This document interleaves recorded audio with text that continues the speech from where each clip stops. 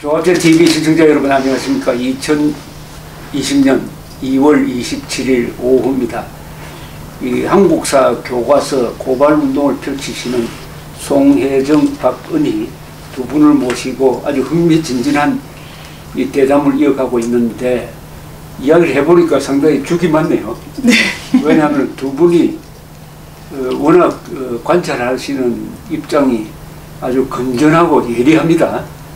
상식이란 걸 딱 근거로 해가지고 지적을 하니까 이 이론적인 사람, 뭐 직업이 기자나 교수나 이런 분들이 좀 어렵게 표현하는 것보다는 아주 직설적으로 표현하는데 거기에 진실이 있다고 생각합니다.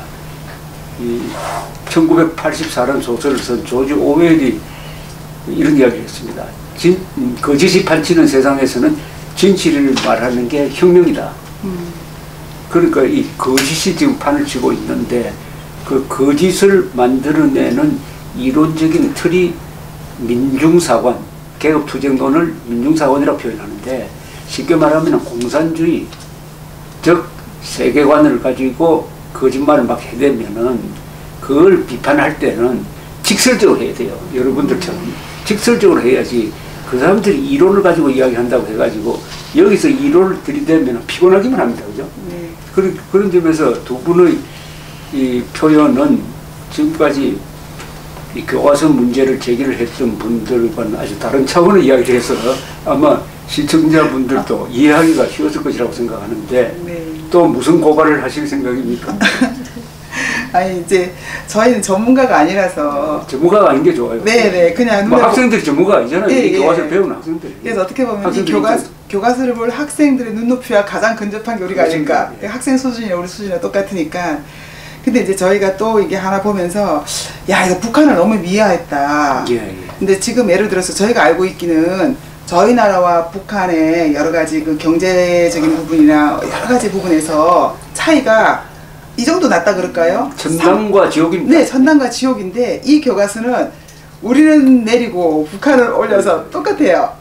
그래서 이 교과서를 보면 어떤 생각이 드냐면은, 뭐 다 이렇게 서술은 우리가 뭐 박정희 대통령이나 여러 가지 그 경제 발전 그 했는데, 또 그러나 하면서 또 부정적인 말을 쓰고, 또 북한도 물론 뭐 6.25 이후에 천리마 운동을 했다. 그런데 뭐 협동조합 같은 걸 했지만 뭐 여러 가지 한계가 있어서 뭐 그게 잘 성공하지 못했다.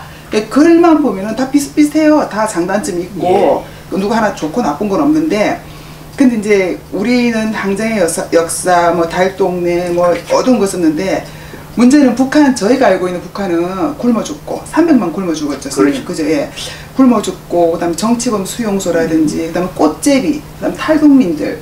저희 탈북민들은 좀 자주 이렇게 볼 기회가 있어. 얘기 들어보면은 이거는 정말 상상할 수 없는 지경이거든요. 그런데 교과서에 나온 사진들은 예를 들어보면요, 저는 전혀 그 현실이 반영이 안 돼 있다는 거죠. 전혀 안 돼 있고요. 이 교과서는 북한의 진실을 알리지 않고 듣고 있다는 거죠. 네. 미화하고 있다는 거죠. 저희가 알고 있는 장마당은 처절하거든요. 근데 여기 제 장마당 사진 보시면요, 이 백화점이지 뭐예요. 백화점. 물건도 많고 사람도 많고 바글바글해요. 옷도 제대로 입고 아주 컬러풀하네. 네. 그리고 평양을, 여기 글도 보니 평양을 활보하는 택시가 있는데 그 글이 또 더 재밌습니다. 선생님 글 좀 읽어주세요. 제가 이렇게 있어가지고. 네. 평양에 택시 있긴 있어요. 예. 최근 북한의 주요 도시를 중심으로 버스, 택시, 휴대전화, 고급 식당 등 주민 편의 시설이 늘어나고 있다. 고급 식당까지 있다고 써있고요. 네, 장마당 더 읽어주세요. 최근 북한은 시장 경제적 요소를 받아들이면서 장마당을 인정하고 백화점과 상점도 늘리는 등 변화를 모색하고 있다. 좋은 것만 써놨네. 네, 그뿐만 아니라 또 이렇게 뜯어졌는데요. 다른 또 교과서에 보면 이렇게 이제 우리 그 북한 학생들 사진 있잖아요. 예, 예. 굉장히 자유롭고 굉장히 옷도 잘 입었네. 그리고 일단 사진의 조도라든지 그런 게요, 제가 보면서 느낀 게, 자기들이 마음에 안 드는 부분은 사진도 침침한 걸 써요. 자기들이 원하는 사진은 사진 조도나 이런 게 너무 좋아요. 환하고. 그러니까 이런 식으로 썼더라고요. 근데 저희가 이 책을 보면서 둘이서 깔깔거리고 웃은 게요, 이 장마당이 이렇게 사진을 보면서 무슨 장마당이 이래 그랬는데, 이 조작이라는 게 여기 잘 안 보이시죠? 여기 막 그 활성화된 그 장만 보이시는 것 같죠? 그렇죠, 그렇죠. 요 뒤에 보면요, 사람들이 대기하고 있어. 바글바글. 뭘 대기하고 있는지 모르겠는 거예요. 연출을 하기 위해서 네. 지금 대기시켜 놓은 거예요. 네, 그래서 제가 이거 보면서 엄청 웃었고 또 이렇게 택시 또 이렇게 평양 시내를 활보하는 택시에도 보면요. 차선이 있는 건지 없는 건지 차 가는 방향하고 사람 가는 방향하고 아무것도 방향이 없어요. 그냥 그러면서 이거 뭐 하는 거예요? 몽따주 한 건가? 모르겠어요. 그래서 보면 그 차선도 없고 사람도 보세요. 그런데요. 길도 없고 아무것도 없어요. 네. 그래서 저희가 숨은 그림 찾듯이 이거 보면서 진짜 너무하다. 이제 가짜라는 게 너무 티난다. 근데 이제 문제는 이 가짜인데 우리는 발견해서 다행인데 애들은 모르면 야 평양도 괜찮네. 사회주의 하면 어때? 사회주의도 다 잘 사네. 이제 그런 게 저는 위험하다는 거죠. 생각만 해도 끔찍한 거죠. 학교에서 이런 거 안 가르치죠. 해방 전에 평균 키를 조사한 거 보면은 함경북도 사람이 제일 크고 이 전라남도, 경상남도가 제일 작거든요. 남쪽으로 내려올수록 평균 키가 작아집니다. 그 차이가 한 3cm가 나요. 지금은 남북한 평균 키 조사하면 한국은 남자가 174cm, 북한은 160cm거든요. 네. 14cm 차이가 난단 말이에요. 이야. 그러니까 일제시대 때보다 북한 사람들 키가 평균 키가 더 작아져 버렸습니다. 세계에서 유일한 경우입니다. 평균 수명은 북한이 남한보다 12년 짧게 살거든요. 이런 명백한 수치가 있는데 이걸 왜 교과서에 안 넣느냐는 거예요. 그러니까 이런 그림을 넣어가지고 아까는 또 영화를 동원해가지고 네. 한국 현대사를 아주 부정하더니 요 사진을 가지고 북한을 덮고 네. 그러니까 우리 북한 동포들이 특히 어린아이들이 얼마나 고생하고 굶고 고통을 받고 하느냐를 가르쳐 주어야 우리 학생들이 아 통일해야 된다. 네. 저 미국에서 북부 사는 사람들이 아 이거는 노예 해방해야 된다고 생각한 게 바로 문학가들이 나와가지고 흑인 노예 참상을 고발한 거 네. 그게 원인이 된 거 아닙니까? 근데 네. 이런 교과서는 통일 의지를 빼앗는 거죠. 그죠? 네. 정의감도 빼앗고. 네. 그리고 저희 그 자본주의를 설명할 때는 항상 정경유착. 네. 그 다음에 이게 북한의 그 사회주의 체제 평양의 발전 이런 식으로 묘하게 끌어당겨서 이렇게 만들어놔가지고 이걸 보고 애들이 배우면 지금 사실 뭐 사회주의 말도 나오고 뭐 공산주의 말도 나오고 막 그러잖아요. 근데 이게 분간이 안 될 것 같은 거예요. 이러면은 사회주의면 어떻고 민주주의면 어때? 아무거나 하면 어때? 이런 그 식의 아이들이 사고방식을 가질까 봐서 굉장히 두려워요. 사실. 발전이라는 말 써요? 발전이라는 말을 쓰죠. 평양의 발전이라고 써요. 평양의 발전. 아니 그러면 북한이 발전한 게 뭐가 있지? 그래서 제가 그 책은 안 들었는데 발전이라는 말 쓰면 안 되지. 네, 사진만 보란 보면 말 써야지. 엄청나게 발전했죠 평양이. 예. 발전 중이다. 발전 중이라고. 아니 평양 시내를 쫙 찍어놓은 사진이 어디 있더라고. 있던데. 맞아요 선생님. 근상 봤습니다. 아주 너무 근사하죠. 광화문 찍어놓은 것보다 더 좋더라고. 그쵸. 예. 그리고 아까 그 만화를 들고 오셨는데 그게 뭐죠? 이거는 이제 그 초등학교 어린이들의 그 역사 교육을 위해서 어머니들께서 아이들에게 이제 만화책을 많이 보여주거든요. 예. 그래서 이제 글로 돼 있는 책보다는 이제 어린이들이 그런 학습 만화를 요새 굉장히 과목마다 많이 보고 있는데 이건 이제 한국사 만화인데 지금 뭐 수백 가지가 나와 있을 거예요. 그래서 어머니들은 이 내용을 잘 이제 살펴보지 않고 아이들에게 이제 역사 교육 위해서 이 책을 이제 사주고 수많은 아이들이 뭐 빌려보고 온통 이제 이런 만화들로 가득 차 있는데 그 부분 중에서 제가 그냥 두 곳만 사진을 찍어 왔습니다. 그래서 이승만 대통령과 김일성을 비교해 놓은 그런 부분이에요.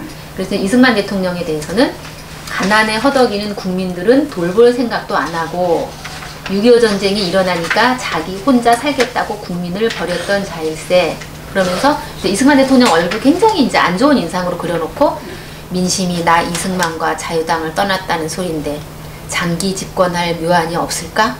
하고 이제 그런 부정선거를 획책했다는 그런 뜻으로 이제 이렇게 만화를 이제 그려놓고 이승만 대통령에서 너무나 부정적인 그런 것만 가득 해놓고 그 다음에 이제 김일성에 대해서는 이제 천리마 운동을 설명을 하면서 1950년대 말부터 소련을 비롯한 사회주의 국가들의 경제 원조가 줄어들어 북한의 경제 되살리기는 더욱 어려워졌다. 이때 김일성은 경제 어떻게 하면 나라의 경제도 살리고 국방도 튼튼히 하고 인민들을 잘 살게 할 수 있을까?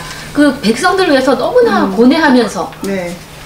야, 이런 애쓰는 지도자로 지금 비교를 해놨습니다. 그 히트네, 히트요. 네. 그 어떻게 또 그런 걸 발굴했습니까? 아, 이거를 이제 연구하는 학부모들이 이거, 저희 팀에 있었습니다. 이 만화는 네. 물론 네, 다른 사람이죠. 같은 만화입니다. 작가가 그린 네, 거예요. 네. 야, 이 정말 문제네. 예, 그래서 그러니까 이승만은 어떻게 하든지 장기 집권하려는 생각만 하고 김일성은 어떻게 하든지 인민들 잘 살게 고민하는 네. 사람으로 그려놨네. 그러니까요. 이거는 아, 정말. 김일성이 그린 김일성의 그러니까 그런- 이런 것은 이거 안 됐다 하지 말고 설명을 해드려야 됩니다. 네. 그러니까 이승만 대통령이 사실은 이화장에 한번 가보자. 이화장에 가면은 대통령이 그 스크랩북 아낀다고 해가지고 지나간 타임지에다가 기사 스크랩을 갖다 붙이고 했습니다.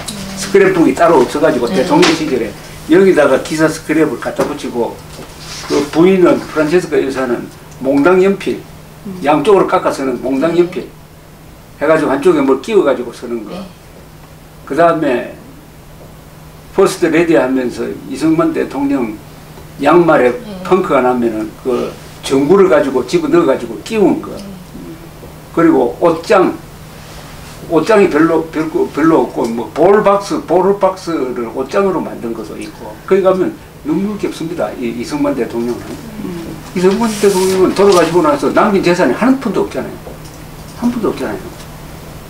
이 대한민국을 부자 나라로 만든. 근데 김일성이요, 이것도 이렇게 가르쳐 줘야지. 김일성이가 얼마나 호화방탕하고, 그런 건 그리고 이런 계산도 있습니다. 김정일의 요리사라는 책이 있거든요. 네. 김정일은 요리사가 피자 만드는 요리사 있고 중국 요리사가 있고 수시 요리사는 따로 있는 거라. 수시 요리사가 무시모토 겐지라는 자인데 돌아와가지고 김정일의 요리사는 책을 썼어요. 거기 보면 식단이 나와 있어. 식단 보면은 별 희한한 음식 메뉴가 있어요. 그래서 그걸 가지고 호텔 주방장한테 이거 얼마 먹히느냐 하니까 200만 원. 한 상에 200만 원짜리 밥 먹고 앉아있는 이런 자를 동렬에 넣은 거 아닙니까? 그러니까 이걸 가지고는 정말 설명하기 힘들겠네. 예, 그러니까 아이들이 이거를 그냥 한 권을 딱 읽고 나면 한 권이라도 초등학교 3학년 아이가 역사교육을 전혀 받아보지 못한 초등학교 아이가 이런 책 한 권 딱 읽고 나면 엄마 대한민국은 나쁜 나라야. 라고 하지. 이승만 나쁜 사람이야. 예. 도망쳤다. 여기 보니까 6.25 전쟁이 일어나니까 자기 혼자 살겠다고 국민을 버렸던 자세. 그거 지금 프레임 그러면은 시험이지 않습니까? 서울이 접수될 때 열이 끝까지 남아가지고 왜 김일성한테 포로가 안 되었느냐고 지금 저주하는 거하고 마찬가지 아니? 네. 그럼 수도가 함락되면 대통령도 같이 자살하나? 그러니까. 유리 도망가가지고 피신해가지고 나라를 살려야 반격을 해야지. 반격을. 그때 이승만 아니면 전쟁 지도할 사람도 없는데. 그럼 김일성은 도망 안 갔어요? 김일성은 신의주로 도망가서 통일 다 됐는데 중공군 불러들여가지고 다시 분단을 시킨 놈 아닙니까? 그러니까. 그런 이야기는 안 하고 요렇게 네. 고등학교 쪽도 마찬가지예요. 이게 보시면요, 이게 이승만 대통령 이게 이제 그 남산에 있었던 동상 이거 동상 끌어내리는 것까지 끌어내리는 거 썼잖아요. 하면서 글을 쓴 거 보면요, 글이 한번 읽어. 읽어드릴까요? 글이요. 4.19 하고 나서 동상 끌어내리는 네, 이 글을 뭐라고 써있냐면은 1960년 8월 남산에 있던 이승만 대통령의 대형 동상이 철거되었다.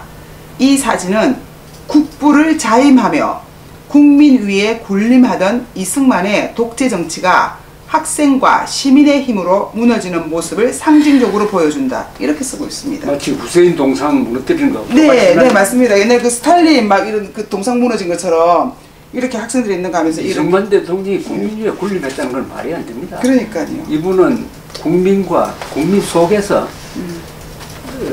살았고, 이분이 물러났을 때 스스로 물러난 거 아닙니까? 네네. 스스로 물러나서 4.19 때 부상한 학생들을 병원으로 방문을 해가지고 네. 내가 젊었다면 당신들처럼 행동할 거야.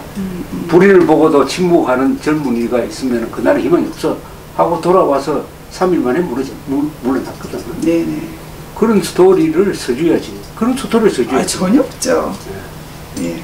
아까 그러니까 보여드린 이 교과서는 악한 교과서입니다. 맞습니다. 네. 아까 있잖아요. 이게 평양 이 그림 아 이거네. 예, 아, 감사하다. 사회주의 계획도시로 재건된 평양시 전격 한번 보여드릴까요? 너무 멋져요. 너무 멋져요. 보세요. 촥 해가지고 살고 싶은 마음. 가서 살고 싶을 정도로. 여기 아파트 엘리베이터가 없잖아요. 엘리베이터 없죠. 네, 근데 고층 건물들 해가지고 이렇게 크게 이런 식으로 이 교과서. 유령 호텔은 지은 지가 몇 년 돼도 유령 호텔로 그냥 남아있잖아. 네. 105층짜리. 근데 이제 문제는 이 사진만 보면은 너무 멋지죠. 스테이지니까. 예. 연극이니까 네. 북한이랑 자체가. 이것도 이 천리마 운동도 근사하게 해놨네. 동무는 천리마를 찾는가. 그 밑에 그 말이 더 재밌어요. 보수주의 소극성을 불살르라. 네. 보수주의 소극성을 불살러가지고 북한이 잘 됐냐 말이지. 천리마를 했기 때문에 지금 이 모양이 된 거 아닙니까 북한이. 기술을 발전시키지 않고 정신력 가지고 하다가 경제를 망쳐버렸는데. 그러니까 저희는 경제 발전했지만 그 속에 부정부패가 너무 많고 북한은 천천히 갔지만 굉장히 아름다운 도시로. 그럼 학생들은 사회주의를 택할까요? 자본주의를 택할까요? 저는 그런 의문이 들더라고요. 네. 제가 이 자꾸 이름이 이거 시마스가 무슨 뜻인지 모르겠는데 하여튼 요새 교과서 출판사 이름도 이상해요. 이걸 쭉 보니까 여기 여운형을 또 동그라미를 쳐가지고 여운형을 상당히 부각시키고 있죠. 정말 여운 다 있습니다. 이게 조금 이상해져서 전에는 김구를 부각시켰거든. 근데 김구는 마지막 1년을 빼고는 이분이 우익 지도자입니다. 근데 요새 관점이 또 옮긴 것 같아. 여운형은 공산주의자였거든. 그러고 철저하게 김일성한테 이용당한 친구니까 이제는 한 걸음 더 나가서 김구로는 안 되겠다. 이제는 김원봉, 여운형 노골적으로 이제 공산주의자 또는 친북주의자, 친공주의자를 부각시키겠다. 이런 식으로 전략이 바뀐 거 아니냐 하는 생각이 문득 들었어요. 앞으로 체계적으로 분석을 해봐야 되겠는데 또 노란 딱지 붙은 거.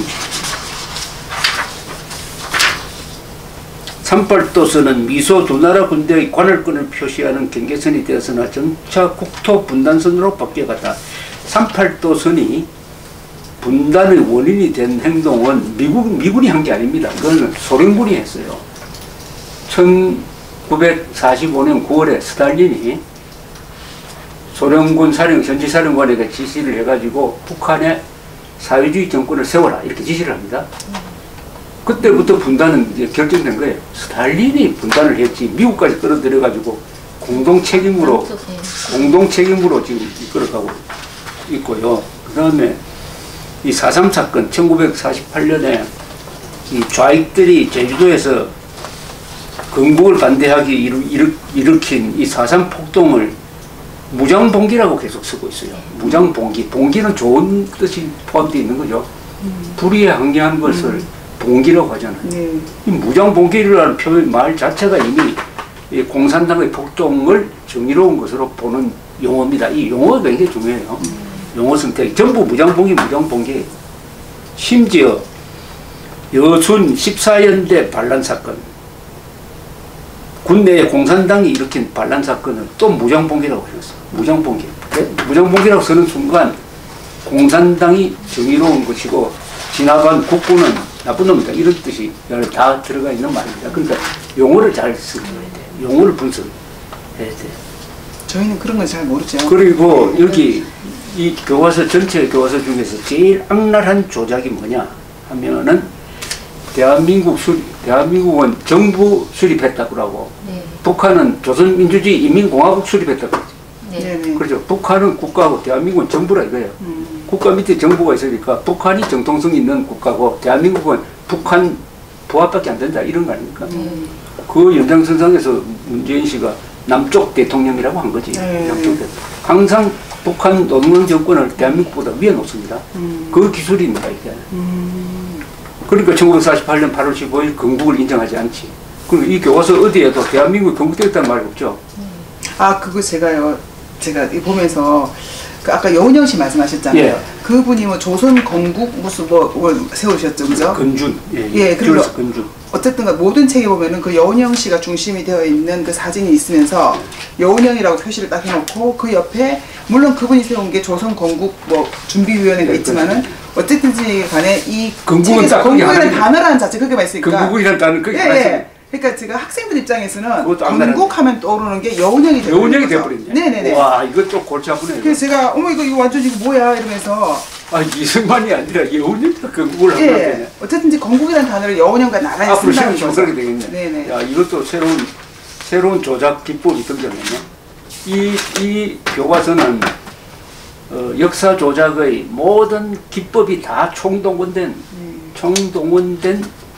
이 가짜 교과서입니다. 아까 영화로 써먹고 사진으로 조작을 하고 김문봉 앞세우고 그러는데 여기 나와 있네. 12월에 열린 제3차 유엔총회에서 대한민국이 유엔 감시 아래 선거가 실시된 지역에서 유일한 합법 정부임을 승인받았다. 이게 조작입니다. 이렇게 돼 있지. 유엔 총회에서 대한민국이 공정한 선거를 통해서 정부가 수립되었으므로 그 정부는 한반도 전체의 유일한 합법 정부다. 이렇게 돼 있는데 이거 문장이 있는데 영어 문장이 있는데 이거 마음대로 조작하는 거야.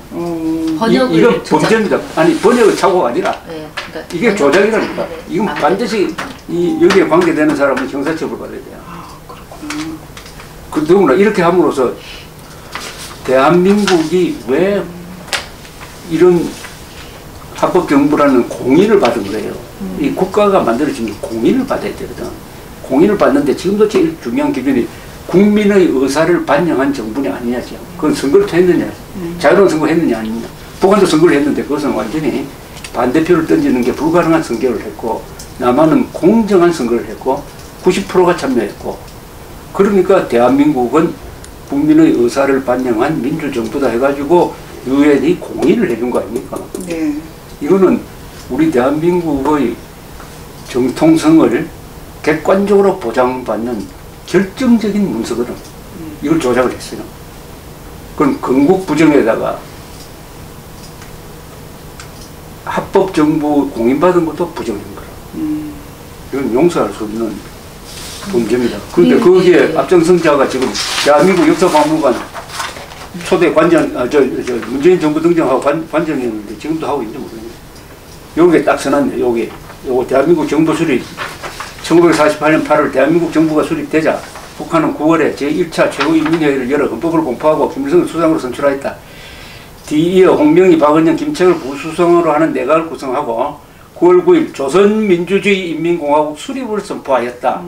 대한민국은 정부 수립이라 해놓고 여기는 인민공화국 수립, 즉 건국이라 해놓습니다.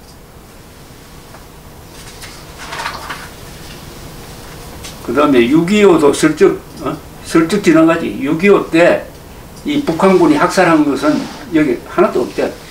안 적었어요. 네, 그런 건 없어요. 그리고 거창 학살 사건, 우리 국군이 학살한 거는 또 사진까지 해가지고 잘 적어놨더라고.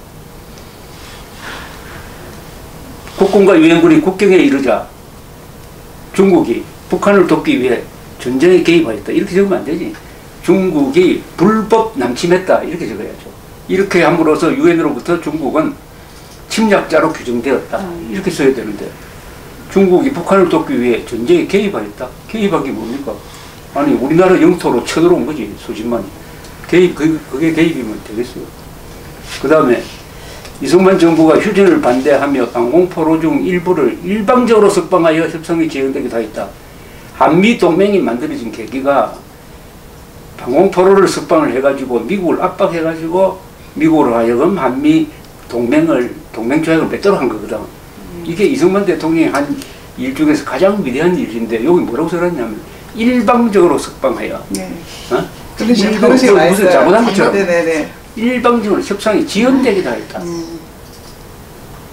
이거는 반역자도 이렇게는 안 써요. 반역자도. 이 교과서는 북한에서 사용해도 뭐 그렇게 거창사건 희생자를 추모하는 학생들, 여기도 다른 수많은 북한군의 학살을 다 빼고 거창사건, 국군이 잘못한 것만 딱 적어놨습니다. 미국의 잉여 농산물이 대거 들어오면서 식량 문제는 다소 해결되었다. 그러나 여기 나오네. 그렇죠. 그러나 국내 농산물 가격이 하락하면서 농가 소득이 낮아지며 면화와 밀 생산이 큰 타격을 받았다. 아니 주도 문제. 아니 주도 문제네 이거. 아니 저 생각나는 게요. 주도 문제네. 도와줬다고 이렇게 불평하는 이런 배은망덕 예. 개헌망덕을 가르치고 있습니다. 개헌망덕. 그 이승만 대통령은 국내에 있지 않고 국외에서 주로 활동하였다. 외교 활동을 하였는데 별 효과는 없었다. 이렇게 써 있더라고요. 성과가 없었다고. 예. 아니 이승만 대통령이 성과가 없었으면 대통령이 될 수 있었겠어요? 그러니까 여기 보니까 이걸 아주 소홀히 하던데 우리 실력으로 해방된 게 아니잖아요. 네네. 그걸 써야지. 연합군의 승리로 해방되었고 그리고 외교에서 가장 중요한 것은 1943년 카이로 회담에서 전쟁이 끝나면은 한국을 독립시켜 주기로 한다고 그 카이로 선언에 탁 들어간다고. 거기서 외교의 출발이 시작되는 거죠. 누가 그러면 그 대목이 들어가도 됐느냐. 그것은 장개석이라는 사람이 도와줬고 미국이 도와준 거거든. 그 역할을 한 게 김구 이승만이라고.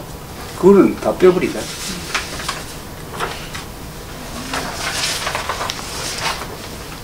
또 근데 선생님 지금 막 반미를 주장하는 사람들 있잖아요. 그런 사람들은 그 지금 그 북한식으로 미국이 지금 우리가 미국의 식민지다 이런 식으로 설명하고 있잖아요. 근데 그게 제가 사진 하나 책에 한번 보여드릴게요.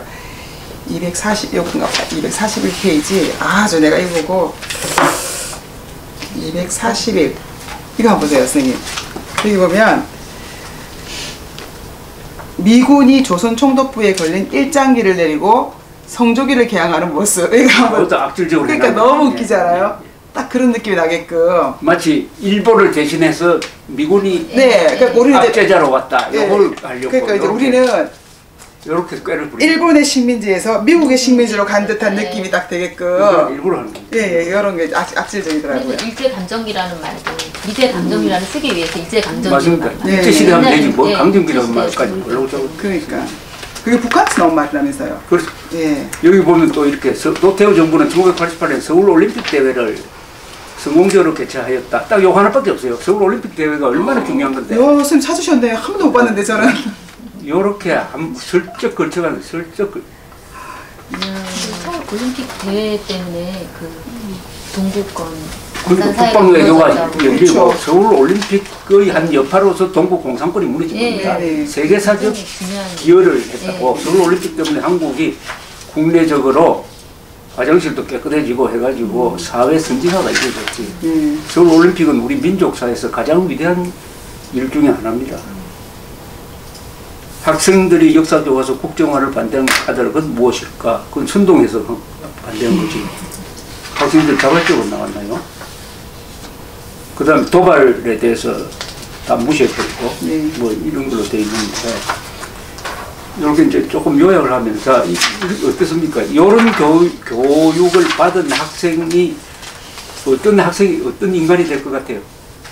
굉장히 자기 자신을 부끄러워하는 그런 인간으로 자라날 것 그럼 같아요. 한국인으로 태어난 걸 부끄러워한다 거죠. 네.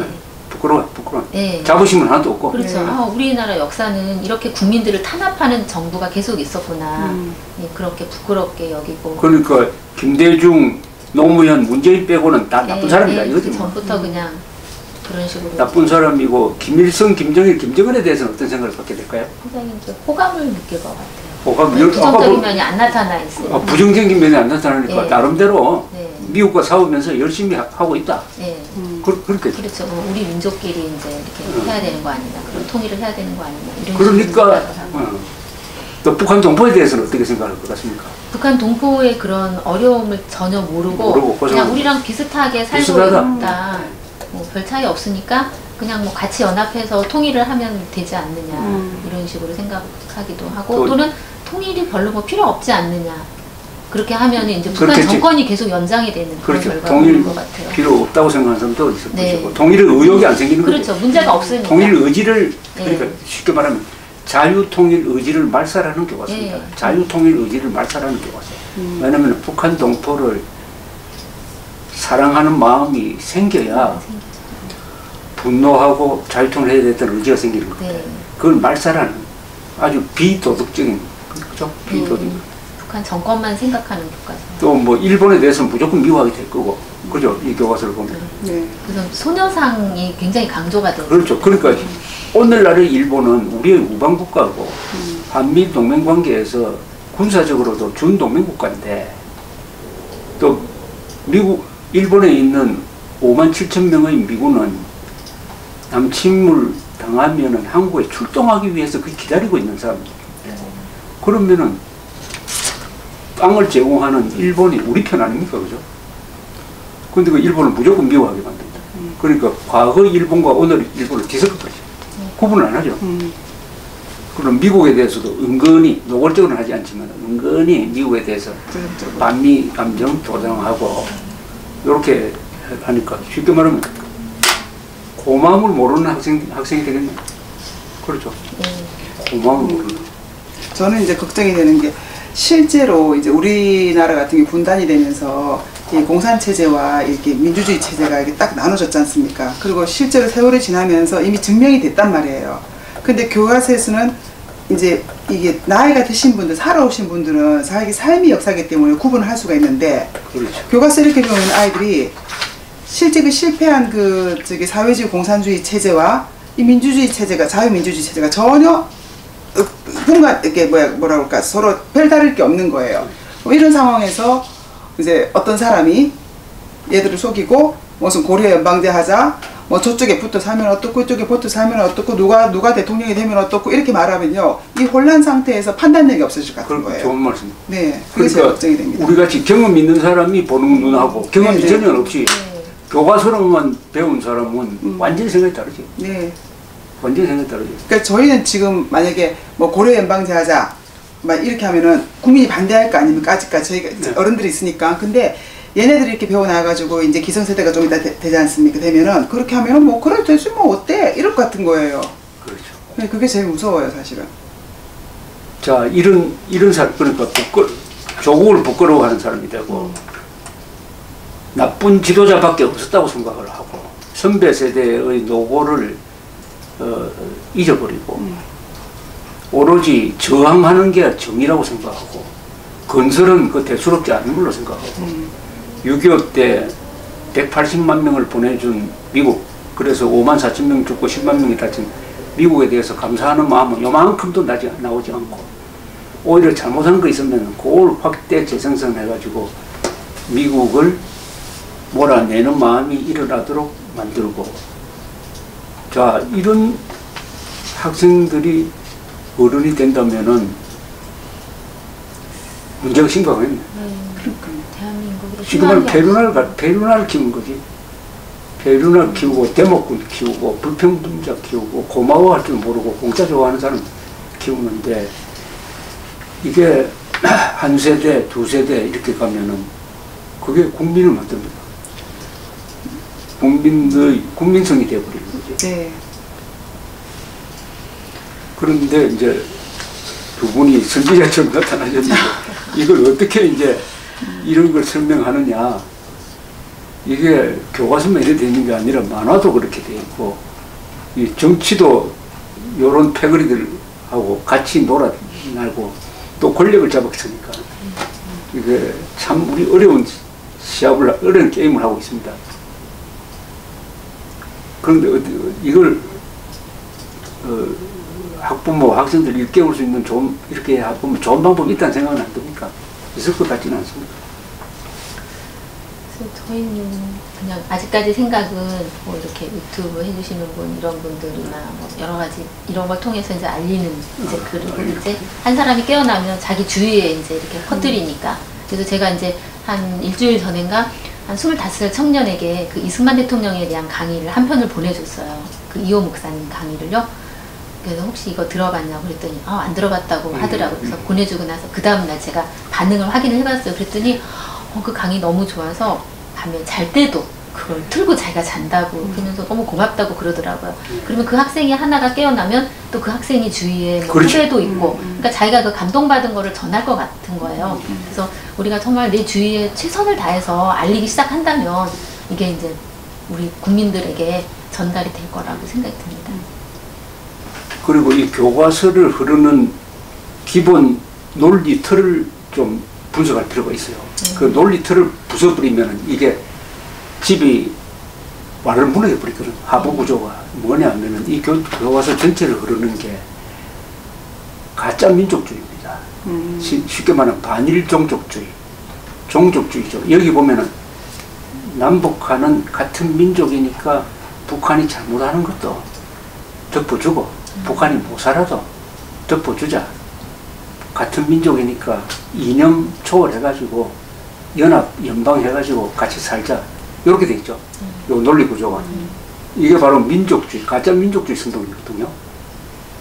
그럼 이걸 어떻게 깰 거냐 하면은 우선 김일성, 김정일, 김정은이 우리 같은 민족이냐 아니냐를 판단해야 됩니다. 요 세 놈이 우리 민족 아니잖아요. 아니, 요 세 놈은 우리나라 역사상 한민족을 가장 많이 죽인 사람 아닙니까? 네. 적어도 300만에서 500만을 죽였거든. 도요토미 히데요시보다 더 많이 죽였죠. 네. 그럼 이놈이 민족 반역자 아닙니까? 그럼 모든 출발은 이렇게 해야 돼요. 김일성은 민족 반역자다. 김일성은 민족 반역자다. 김일성은 민족 반역자다. 이 말이 입에서 계속 저절로 나오도록 해야 됩니다. 계속 김일성은 민족 반역자다. 그럼 김일성이 민족 반역자가 아니라는 사람 손들어 보라고. 손들 사람 있을까요? 항일운동 한 거 아닙니까? 그래, 항일운동한 거 인정해준다. 그래, 항일운동하고 북한 체제 만들어가지고 6.25 남침하고 굶겨 죽인 거 항일운동 했다고 해가지고 그거 다 덮어주고 있나? 이렇게 이야기하면 안 됩니까? 항일운동 했지 독립운동 했느냐고. 항일운동을 누구 밑에서 했는데 소련이 중국 공산당의 일원으로 한 거 아닙니까? 그러면 이제 그 다음에 김일성이가 민족 반역자라는 것이 확정만 되면은 잘 됐어요. 그 김일성과 민족 공조하겠다고 한 자들, 김대중, 노무현, 문재인 세력은 뭐냐? 뭡니까? 민족 반역자와 민족 공조하자는 놈도 민족 반역자 맞죠? 그렇죠. 그렇죠. 이렇게, 여기에 무슨 논리적 모순이 있느냐? 민족 공조를 누가 하고 하냐? 우리가 북한 주민하고 민족 공조를 해야지. 민족 반역자하고 어떻게 민족 공조를 합니까? 또 북한이 말하는 민족 안에는 여기 있는 사람 아무도 안 들어가거든. 북한이 말하는 민족 김일성 민족이거든. 아니 김일성 민족하고 공조하자고 사기친. 그래서 가짜 민족주의 선동을 깨부숴야 돼요. 김일성은 민족 반역자다. 네. 김일성 세력과 민족 공조하자는 자가 민족 반역자다. 잃어버리면 돼.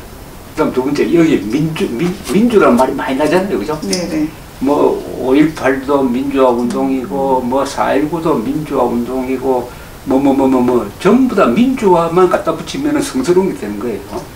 이것도 따져봐야죠.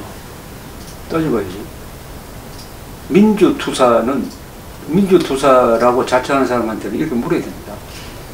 당신 공산당과 싸운 적이 있느냐? 없다? 그럼 민주투사 아니잖아요. 대한민국의 민주주의는 공산당과 싸워서 지켜내야 민주투사지. 그럼 일제시대 때 일제와 싸우지 않고 독립투사라고 사칭하는 거나 공산당과 싸우지 않고 민주투사 했다는 거나 다 사기 아닙니까? 그죠? 그렇게 틀을 정확하게 해야 되겠네요. 그렇죠.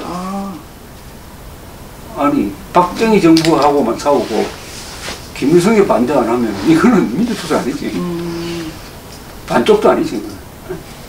지금 전부 다 민주투사라고 자처하는 자들이 전부 대한민국과 싸우거나 이승만, 박정희, 전두환과 싸워놓고 민주투사했다고 한다고. 그러면 똑같은 기준으로 김일성, 김정일, 김정은과 싸우고 북한 인구 문제 제기했느냐 안 했느냐. 안 했으면 민주투사라는 말 하지 말고. 그러니까 교과서에서 자유를 빼버리는 거죠. 그렇죠. 그러면 이제 해결되는 게 민주투사. 가면을 벗길 수 있습니다. 그죠? 그럼 공산당하고 싸운 적이 있습니까? 이렇게 물으면 돼. 없다면은 최소한 민주투사는 아니죠. 뭐 투사는 투사인지 모르지만 민주투사라는 말은 쓰지 마세요. 이렇게 이야기해야 됩니다. 그냥 반정부 시위꾼이네요. 그렇죠. 네. 반정부 운동, 반정부 운동은 인정해준다. 네네. 그런데 당신이 반정부 운동도 하고 반김정일 운동을 했으면은 민주투사다. 안 했잖아요.